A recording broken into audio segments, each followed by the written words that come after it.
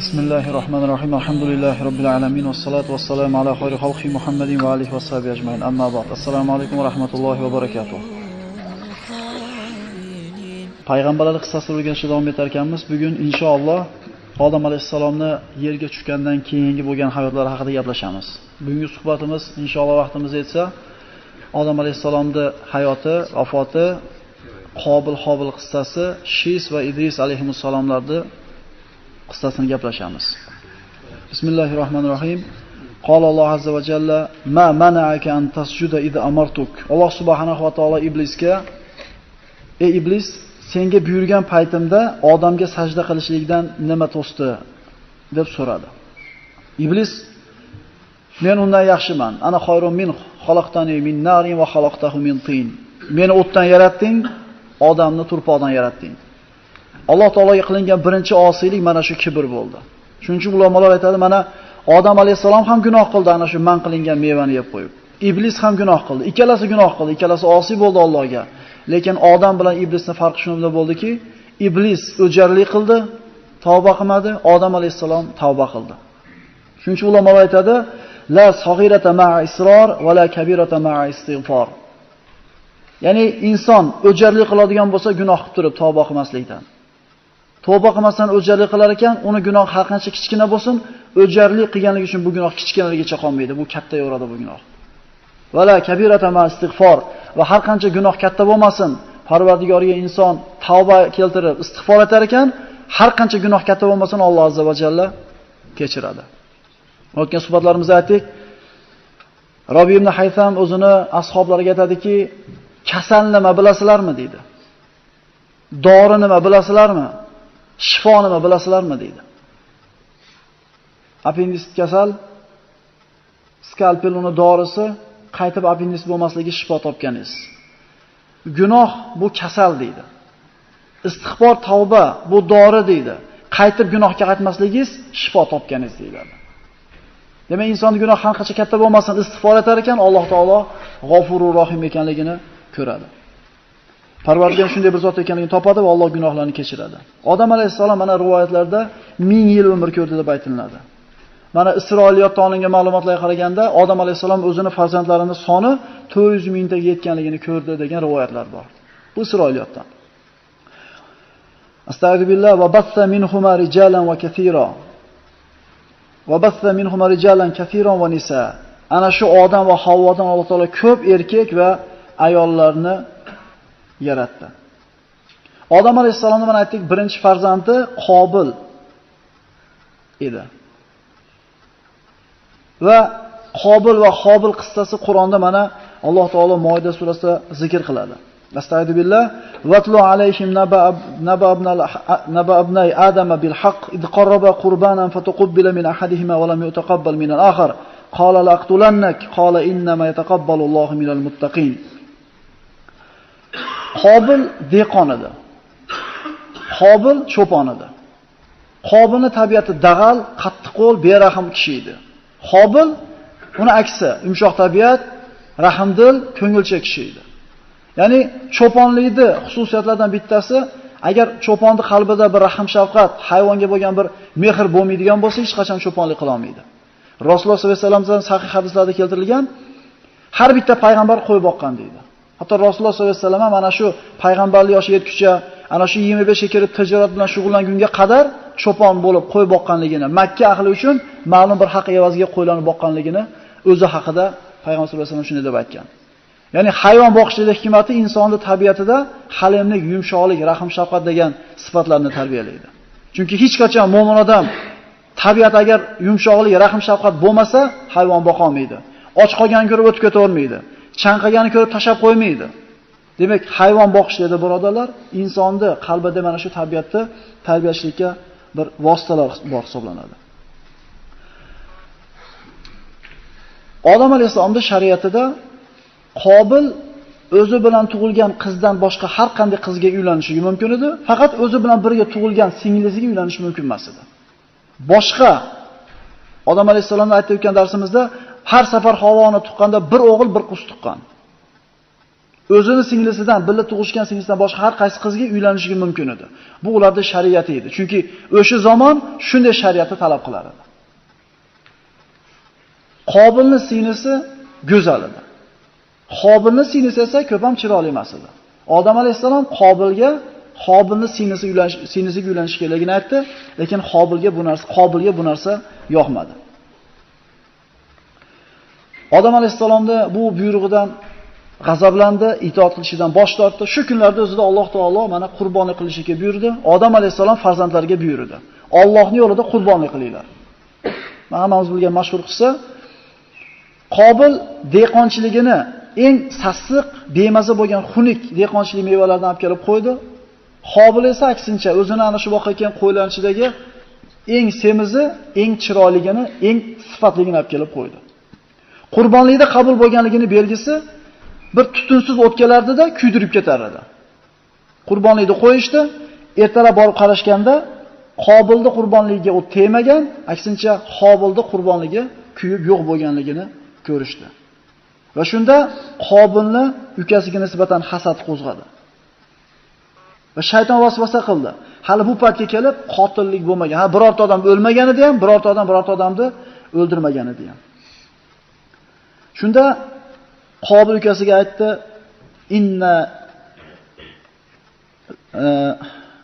"Qala la aqtulannak." Men seni o'ldiraman dedi.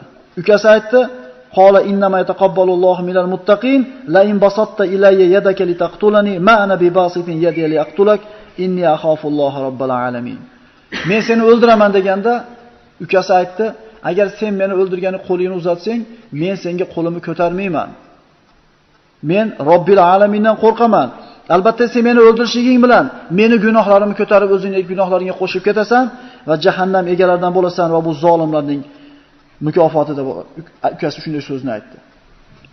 Lekin shayton vasvasa qilishda davom etdi. Ukasi uxlayotgan tunlarda birida Qobil keldi, katta xarsan toshni oldi, ukasini uxlayotgan joyida boshiga urib ukasini o'ldirdi. Ukasini o'ldirdi, malomat chekdi.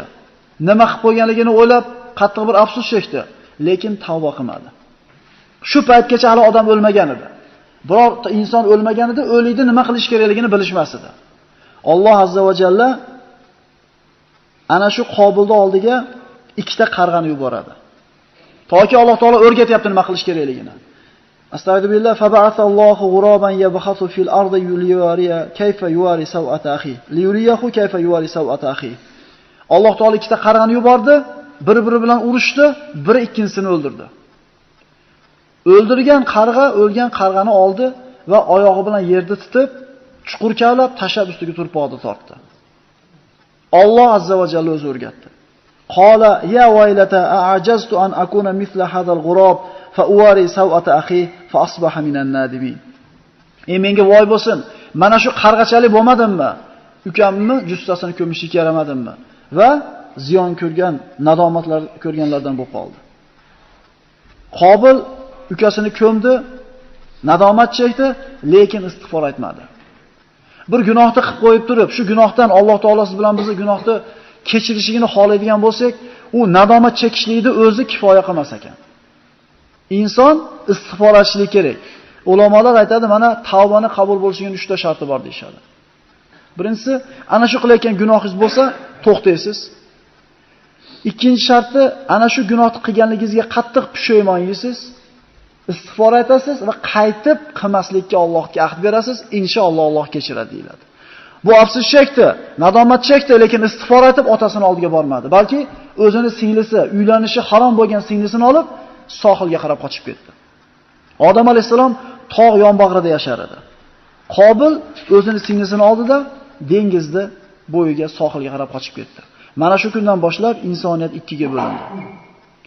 Yomonlar Qobil bilan, yaxshilar Odam alayhisalom bilan qoldi. Ular 1000 yillab umr ko'rardi. Qobil zurriyoti ko'paydi. Fisq, fujur, ma'siyat, birini o'ldirishlik, har qanday gunoh bor edi, lekin tavhidda edi ular. Shirk yo'q edi ularda. Mana shu o'rinda Rasululloh sollallohu alayhi vasallamda bir qancha hadislarga e'tiborimizni qaratishimiz kerak bo'ladi, fitna xususida. Ya'ni namoz o'qimasa, u musulmon emas.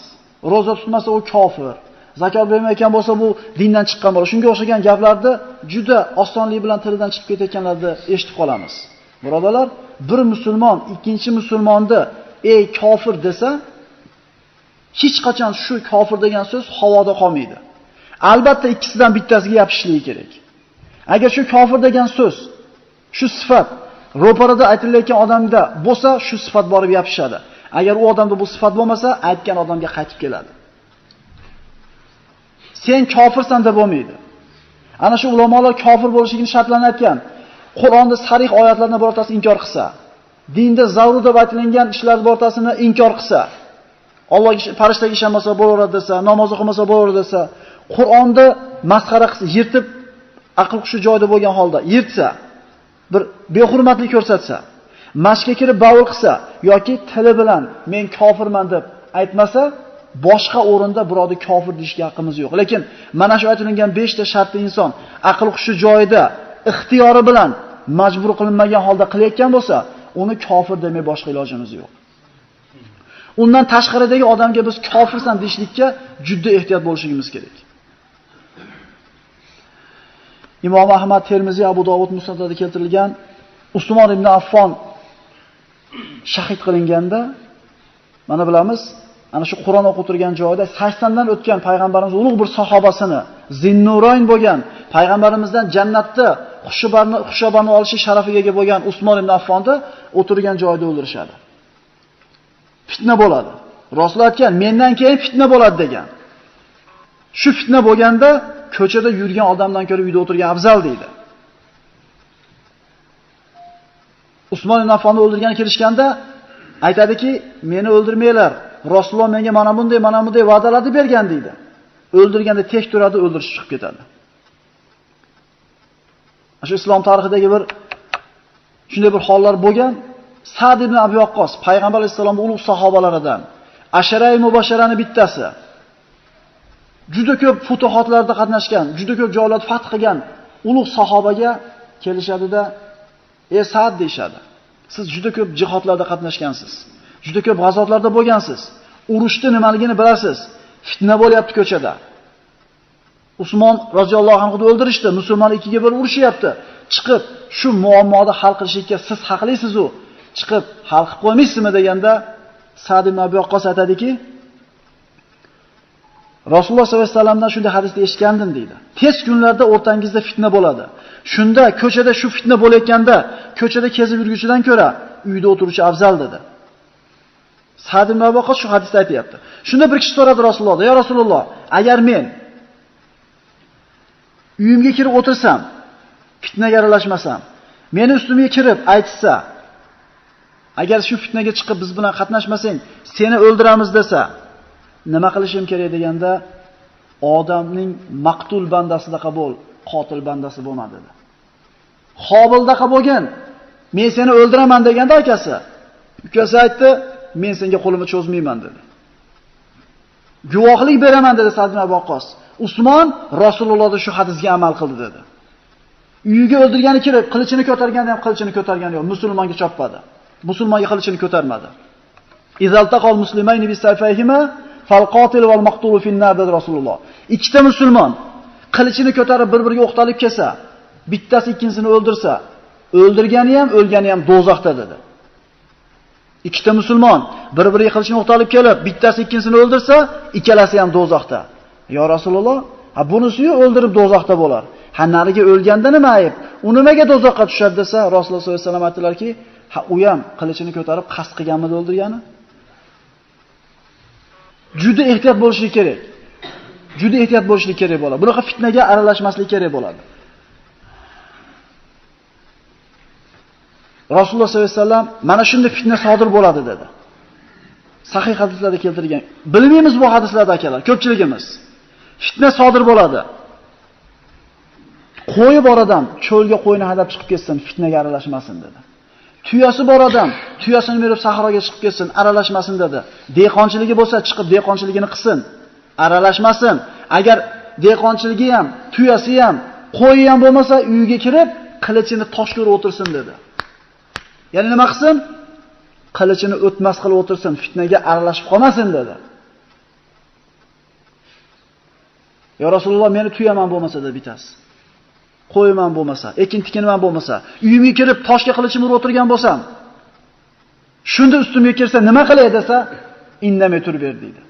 Chunki bitta musulmonni o'ldirib jahannamga ravo bo'lgandan ko'ra maqtul banda bo'laverdi aytayapti. Odamni Qobil farzandaqa bo'laverdi deyapti. Sa'd ibn Abi Waqqos Alloh o'rtaga qo'yib guvohlik beraman, Usmon payg'ambarimizni sollallohu alayhi vasallamning hadisiga amal qildi dedi. Sa'd ibn Abi Waqqos shu hadisda aytib turib aytadi. Mayli deydi. Men chiqib shu muammoni hal qilib beraman dedi.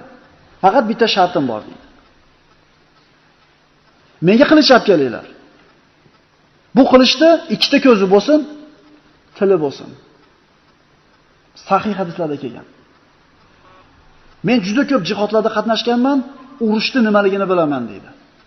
Men jang maydoniga kelib qo'limga qilich olganimda men ajrata olmayman. Ro'paramga kelganini chopaman deydi. Shu ko'zimga qon to'lib, hech narsani hal qilib, hech narsani ajrata olmay qolgan paytimda qilich shuni ko'targanimda qilich aytsin, ko'zi bilan ko'rib, tili bilan aytsin. Bu musulmon, buni choppa desin. Bu musulmon emas, buni chop desin. Shunaqa qilich topib bera olasizlarmi deydi. Ya'ni nima qilmaylar deyapti? Aralashtirmaylar meni fitnaga deyapti. Ketdimi? Ketdi. Unaqa gap bo'lmas ekan. Rasululloh sollallohu alayhi vasallam odamni maqtul bandasi bo'lib qo'yaver deyapti. O'ldirma bitta musulmonni dedi. Endi uyga o'g'ri kelishligi boshqa masala. Agar shu narsa haylallar kelayotgan bo'lsa, uyga o'g'ri kelgan bo'lsa, uyga bostirib kirgan bo'lsa, bu o'g'ri bilan olishib o'lsa shahid bo'ladi degan payg'ambar vasallam. U yota olmaylik, boshimiz o'rab. Chunki bitta o'zini molini himoya qilib o'lsa shahid bo'lib ketadimi? Shahid bo'ladi, chunki hayotga o'g'irlik degan zulmni yo'lini to'syapti bu odam. Bu shahid bu hisoblanadi. Ana shahidlik deqasiga kelib qopti agar o'g'ri tushgan bo'lsa. La tuqtal nafsun zulman illa kana ali ibn Adam al-awwal kiflun min damiha li'annahu awwalu man sanna al-qatl. Mana sahihaynda keltirilgan yer yuzida zulman bitta odamning bolasi o'ldilar ekan dedi Rasululloh. Albatta odamning birinchi bolasi Qobilga mana shundan bir ulush bor, gunohidan ulush borib turadi. Chunki yer yuzida qotillikni birinchi bola mana shu boshlagan deydi. Qarang, qanaqa ishni olib ketgan ekan. Demak, insonga bir narsa o'rgatayotganda so'kinishdi emas bolalar. Kalimani o'rgatib qo'yaylik-da jiyanlarimizga. Bitta so'kib qo'y demasdan. Alhamdulillah o'rgatib qo'ying-da. Ko'chadan keling, 5 so'mga bitta qand beradi. Kel o'tir, qulhuvallohni qaytar bitta, men bolam. 3 kunda yodlatib qo'yasiz. Bizda ilmi yo'q unaqa katta odamlarga o'rgatadigan. Lekin eng kamida alhamdulillah o'rgatib qolaymiz jiyanlarimizga. Umrining oxirigacha o'qigan Fotihasidan sizga ajr bor emasmi? Demak, yaxshilikni o'rgatishimiz kerak ekan. Chunki yomonlikni kim narda o'ynashni o'rgatib qo'ying. Bo'ldi, umrining oxirigacha o'ynagan nardasan sizga nima bor? Ulush bor. Yaxshilikni o'rgatishimiz kerak bo'ladi. Mana odamning farzandlari ko'paydi, Qobilda ham farzandlar ko'paydi. Sohilda fisq fujur ko'paydi. Odam alayhisalom umri 1000 yil edi. Lekin 960 yil yashadi. Imom Termiziy Muslim kitoblarida, musnadlarda keltirilgan Abu Hurayra roziyallohu anhu dan aytiladi hadis. Alloh Odam alayhisalomni yaratib bo'lib, uni umurtqasini, zohirini siladi va qiyomatgacha yashaydigan ruhlarni, zurriyotlarini, ruhlarni yaratdi. Har bitta ruhni peshonasida nurni yaratdi deydi Rasululloh. Shunda Odam alayhisalom qaradida ana shu ruhlarning ichida bitta ruhni peshonasidagi nuri nihoyatda bir chiroyli edi, yorug' edi. Va so'radi Odam alayhisalom: "Ey Parvardigoro, kim bular?" dedi. "Seni qiyomatgacha yashaydigan zurriyotlaring." Ana shu peshonasidagi nuri boshqalarnikidan chiroyli bo'lib turganiga qarab, "Bu kim?" deganda, "Bu zurriyotingizni oxir zamonda yashaydigan farzandingiz. Bu Davud alayhisalom" dedi. Davud alayhisalomni zamonda oxiri deyapti Alloh taolo. Vaqtni tez o'tayotganligi qiyomat alomatlaridan bittasi birodarlar. Kecha Ramazon bo'ladi deyatdik. Bugun 24-kunda o'tkazyapmiz. Jinda fikr qilaylik-da, ammo do'pini yerga qo'yib qo'yib turib. Kecha 15 ga kirdik. Kecha uylandik. Qaraylik-da. Dunyo hayoti bilan dunyo g'am tashvishini shu qavorib ketyapmizki, vaqt o'tayotganini bilmay qolyapmiz. Agar qor yog'masa, 1 yil o'tganini bilmayapmiz. Agar o'rik gullamasa, 1 yil o'tganini bilmayapmiz. Qiyomatning alomati emasmi bu? Shunda ana shu peshonasidagi nuridan ajablangan odam alayhisalom, Parvardigor, bu farzandimning umri necha yil deganda 60 yil dedi. Zid min umri 40 sana. Parvardigor, meni umrimdan 40 yil qo'shib qo'ygin unga dedi. O'zini umridan 40 yil o'tkazib yubordi. Alloh azza va jallaning qudratida, Alloh qodir zot o'tkazib qo'ydi. Odam alayhisalomning umri 960 yilga o'tganda hadisda keladi, o'lim farishtasi uning oldiga keldi. Shunda har bitta payg'ambar birodarlar qancha umr ko'rishligini bilgan va hech qaysi payg'ambar joni olinmagan magar ixtiyor berilgan. Dunyoda xolasangiz qolasiz. Rasululloh sollallohu alayhi vasallamga ham taklif qilingan, qiyomatgacha yashaysiz ya Rasululloh. Yer yuzi islom bilan obod bo'ladi. Butun yer yuzi siz qo'l ostingizda bo'ladi. Keyin jannatga kirasiz. Deganda payg'ambarimiz yonida turgan yigit terisiga sig'may ketdi. Jannatul baqiga chiqib salom berdi. Ularda haqiga duo qilib turganda payg'ambarimizning holi birdaniga bo'shashib ketdi. Ya Rasululloh nima bo'ldi o'tkazganda payg'ambar alayhisalom aytdilarki, hozir men oldimga Jibril keldi va aytdiki, "Ey Muhammad, agar xohlasangiz qiyomatgacha yashaysiz. Islom bilan obod bo'ladi yer yuzi. Yer yuzida butun yer yuzi qo'l ostida bo'ladi, keyin jannatga kirasiz." Birinchi variant. Yoki hozir vafot qilasiz, tezda vafot etolasiz, Parvardigorning huzuriga o'tasiz dedi. Haligi yonidagi yigit terisiga sig'may ketdi. "Ya Rasululloh, bizni tanladingizmi? Biz bilan qoladigan bo'ldingizmi? Tasavvur qilaylik, tirik bo'lganda nima bo'lardi?" Deganda hech qaysi payg'ambar unga shu narsa taklif qilinganda dunyoda xatolagan emas dedi. "Valal axiratu xoyrun laka minal ula, val axiratu xoyrun va abqa." Ey Muhammad alayhisalom, oxirat hayoti bu dunyodan sizga yaxshiroq ham, boqiroq ham. Oxirat bu dunyodan afzal dedi Alloh taolo. Agar yaxshi narsa bo'lganda Rasululloh tanlamasmidi? Birorta payg'ambar tanlamasmidi dunyoda qolishlikni? Musa alayhisalomga o'lim farishtasi kelganda, mana hadislarda keladi, bir chapaloq qo'ygan ekan. Farishtani izn so'raganda jon olishlikka. Allohning huzuriga borib, qaytib tushgan ekan Azroil alayhisalom. Alloh taolo sizga salom aytdi va dedi Azroil alayhisalom, "Kaftingizni sigirni ustiga qo'ying." Mana shu kaftingizni tagiga sigirni ustidagi tukidan nechtasi jamlansa, har bitta tukiga 1 yilda umr ko'rasiz ekan dedi. Musa alayhisalomning qavmi qanaqa muomala qilganligini yaxshi bilamiz. Shuncha mashaqqat ko'rgan Musa alayhisalom ham o'lgisi kelmagan ekan avvaliga. Yashagisi kelgan ekan. Keyinchi desa, ana shu yillar tugagandan keyin baribir joningizni olaman desa, unda hozir olavering degan ekan. Birorta payg'ambar dunyoda qolishi taklif qilinganda xolagan emas. Bizning payg'ambarimiz Rasululloh sollallohu alayhi vasallam. Odam alayhisalomga o'lim farishtasi kelganda, "Axir umrimdan yana 40 yil bor-ku" degan ekan. Esdan chiqarib qo'ygan ekan. O'shuning uchun unutuvchi inson deb nomlangan ekanmiz, birodarlar. Inson degan so'zni o'ziga nisyon, arab tilidagi unutish degan so'zdan olinadi. Nasiya degani nima degan ekan? Unutdi degan ekan. Shuning uchun inson degani unutuvchi ekan. Odam alayhisalom inkor qildi, zurriyati ham inkor qiladigan bo'ldi Rasululloh. Odam alayhisalom unutdi, zurriyati ham unutuvchi bo'ldi. Odam alayhisalom xato qildi, zurriyati ham xato qiluvchi bo'ldi. Odam alayhisalom vafot etdi. Vafotidan 1 yildan keyin Havvo ona ham vafot etdi. Mana Odam alayhisalom Qobil vafot etgandan keyin Alloh taolo Odam alayhisalomga Shisni berdi. Ya'ni hibatulloh, ne'matulloh. Odam alayhisalom vafotidan keyin Shis payg'ambarlikni qo'liga oldi. Abu Zar G'iforiy aytadigan sahih hadislarda Alloh 100 ta sahifa nozil qildi, Shisga 50 tasini tushirdi dedi. Insoniyatda ana shu boshlanish davri tanzimga, tartibga muhtoj edi. Alloh taolo sahifalar nozil qildi va insonlar hayotini tartibga keltirdi. Alloh taolo tomonidan o'rgangan ilmni Odam alayhisalom Shisga o'rgatdi.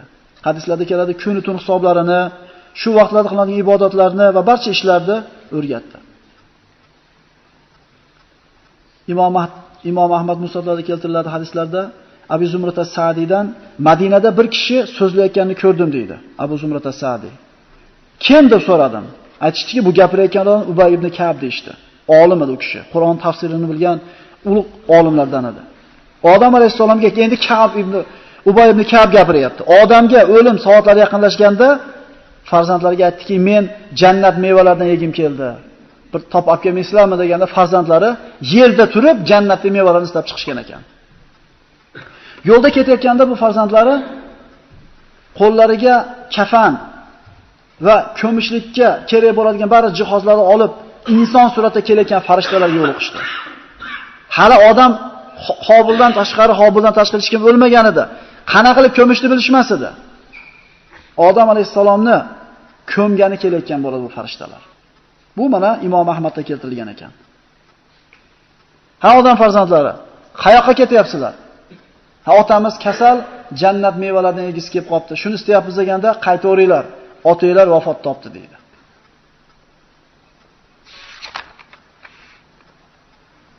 Odam alayhisalomga ana shu o'lim farishtalari, o'lim farishtasi va boshqa farishtalar kelganda Havvo ona tanib qolgan ekan farishtalarni.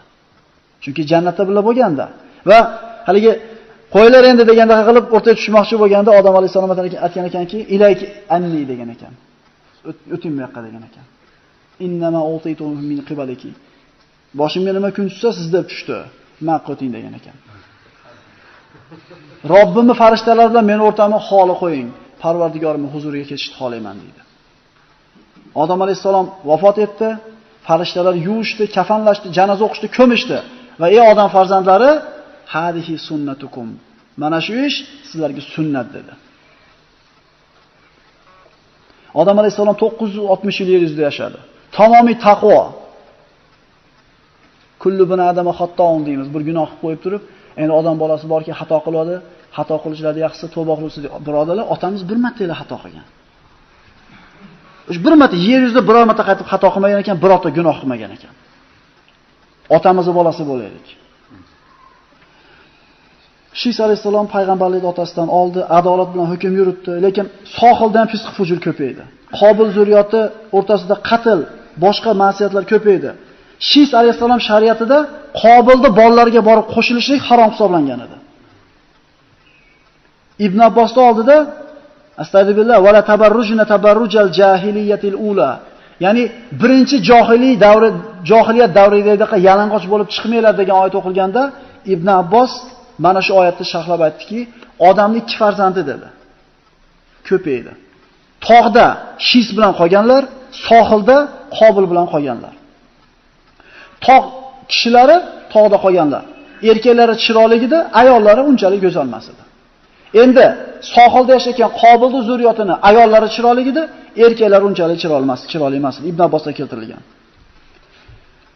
Shayton sohilda yashaydigan odamlarning bir uyiga yosh yigit suratida xizmatkor bo'lib ishga yollandida, sekin-sekin musiqa asboblarini yasab, ularga chiroyli ovozlarni chiqarib ko'rsatib berdi. Sohildan chiroyli ovozlar tog'dagilarga eshitila boshladi. Ba'zi bir odamlar tog'dagilar sohilga borib ozgina quloq solishdi. Shu suratda vaqt o'tdi. Sohildagilarda bir kun hayit bayrami bor ediki, ayollari yalang'och bo'lib o'yinga tushib berardi. Tog' kishilari bo'lib tomosha qilib turardi-da, ayollarning chiroyligini ko'rib, ularga bir boshqacha nazar bilan qarashdi. Shunda aralashmasdi, faqat tomosha qilib turishar edi. Tog' kishilardan bittasi jur'at qilib bordi, aralashdi, keldida bo'ladam chaqirib ketdi. Ana shunda birinchi marta zino sodir bo'ldi. Ya'ni nimadan boshlanyapti zino? Yalang'och bo'lishidan boshlanyapti. Shunday zamonlar keladi degan Rasululloh sollallohu alayhi vasallam hadislarida. Kiyimli yalang'ochlar paydo bo'ladi. Birodarlar, Imom Shofiy bir marta o'qib yotlab oladigan narsasini 3 marta, 4 marta o'qib zo'rg'a yotlagandan keyin ustozi va akaga nimaga meni zehnim pasayib ketdi? Har kuni bir marta o'qib yotlardimmi bu narsani desa, hozir kelyapti, nima ish qildingiz deydi. Domlasini oldi. Qarasa, bir ayol kishini tovoni ochilib qolgan bo'lar ekan. Tovoniga ko'zi tushib qolib, 75% aqli ketib qolyapti zehni. Birodarlar, bizning kallamiz ham tutab ketmayapti. Bilib qo'yinglar, har safar qaraganimizda aqlimizdan inson bitta gunoh qilar ekan, aqlidan bir qismi uchadi, qiyomatgacha qaytib kelmaydi. Bir marta gunoh qilamiz, rizqimiz qiyiladi. Hadislarda keldi, odam bolasi o'zi qilgan gunoh tufayli rizqini tirtaytirib oladi, deyapti. Ko'zimiz yerga olib qochayotganda birodarlar, biz aqlimizni ehtiyot qilyapmiz, rizqimizni ehtiyot qilyapmiz, Parvardigorimizning muhabbatiga sazovor bo'lyapmiz.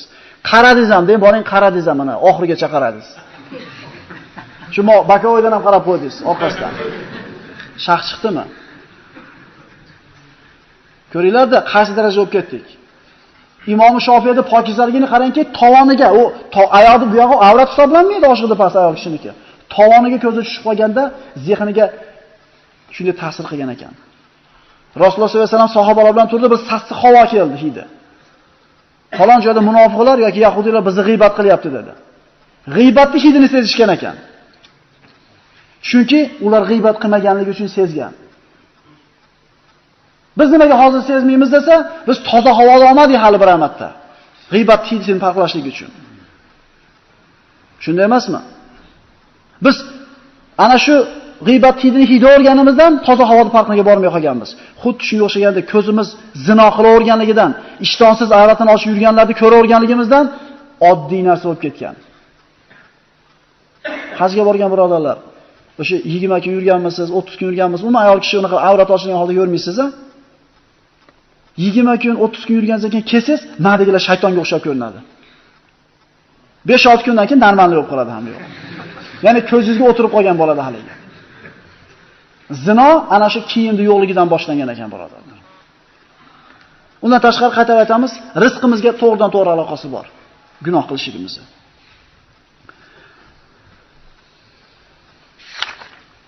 Shis alayhisalom o'zini qavmini qaytarishga harakat qildi, lekin ko'pchilik u yoqqa aralashib ketdi sohildagilarga. Ana shu paytda Shis alayhisalomdan keyin Idris alayhisalomni Alloh taolo payg'ambar qilib yubordi. Idris ibn Yarib, ibn Mihlail, ibn Qinan, ibn Anush, ibn Shis, ibn Adam. Idris alayhisalomning 5-bobosi Shis alayhisalom bo'lyapti. Odam alayhisalomning oxirgi 120 yillik hayotiga Idris alayhisalom guvoh bo'ladi.